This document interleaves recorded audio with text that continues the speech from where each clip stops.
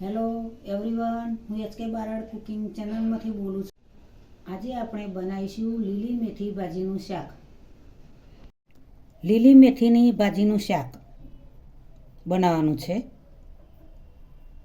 તો કટિંગ કરીને તૈયાર રાખી છે. હવે તેને પાણીથી ધોઈ નાખીશું. 2 ચમચી ચણાની દાળ, શિંગદાણાનો ભૂકો, 1 ચમચી તલ. આખા શિંગદાણા હોય તો આખા શિંગદાણા દળી શકાય, પણ હું એ દળીને તૈયાર રાખેલો છે. 1 વાટકી પાણી એડ કરીશું. મિક્સર જારમાં ક્રશ કરી દઈશું. 1 ચમચી તેલ એડ કરીશું. લીલું લસણ એડ કરીશું. મેથી એડ કરીશું.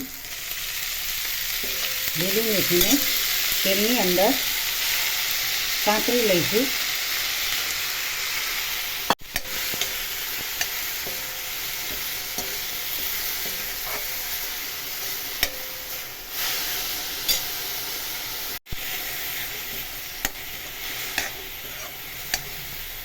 હવે તેને બાઉલમાં કાઢી લઈશું.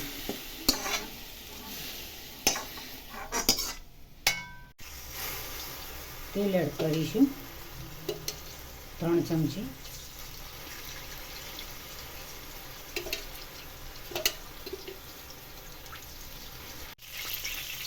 અડધી ચમચી રાઈ, જીરું, હિંગ, કટિંગ કરેલી ડુંગળી એડ કરીશું.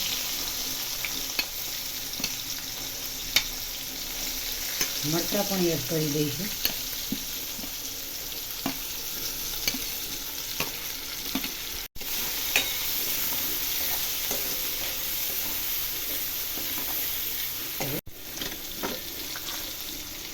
મીઠું એડ કરીશું જેથી કરી ડુંગળી જલ્દી ચડી જાય.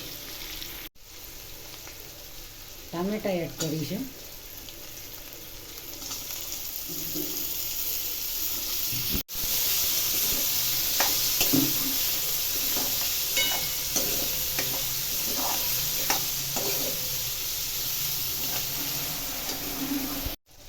હળદર,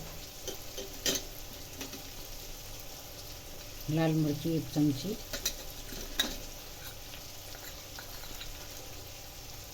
ધાણા જીરું પાવડર,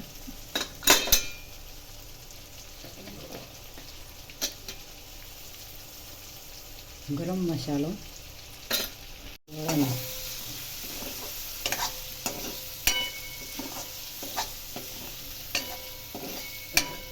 થોડું પાણી એડ કરીશું.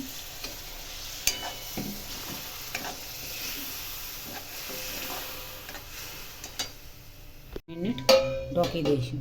હવે ઢોકણું લઈ લઈશું. એમાં તલ, શિંગદાણા અને ચણાની દાળની પેસ્ટ એડ કરીશું. શિંગદાણા અને તલની પેસ્ટ બનાવીને એડ કરવાથી ખૂબ જ ટેસ્ટી શાક બનશે.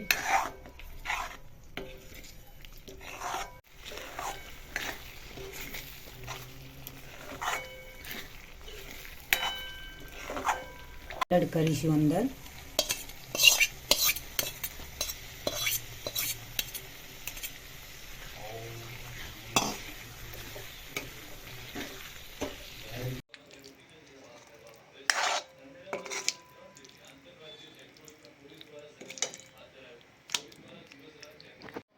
લીલી મેથીનું શાક ભાજીનું તૈયાર થઈ ગયું છે. પ્લેટની અંદર સર્વ કરીશું.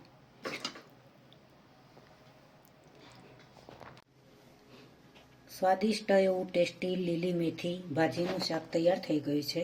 તેને તમે બાજરીના રોટલા સાથે પણ ખાઈ શકો. સ્વાદિષ્ટ એવું ટેસ્ટી શાક બન્યું છે. તમારે મન થાય કે મેથીનું શાક ખાવું છે, આ રીતે અનેક રીતે તમે ચીજ નાખીને કોઈ પણ શિંગદાણાની પેસ્ટ બનાવીને, તલની, ચણાનો લોટ અથવા ચણાની દાળ નાખીને પેસ્ટ બનાવીને આ રીતે તમે શાક બનાવો તો ખૂબ જ સ્વાદિષ્ટ શાક બનતું હોય છે. એવું ઢાબા સ્ટાઇલ શાક બનાવ્યું છે. તો મિત્રો, આજની રેસીપી તમને જરૂરથી મારી ગમી હશે. તો મારી ચેનલને સબસ્ક્રાઈબ કરજો, મારા વિડીયોને લાઈક કરજો, શેર કરજો, બને તો કોમેન્ટ કરજો.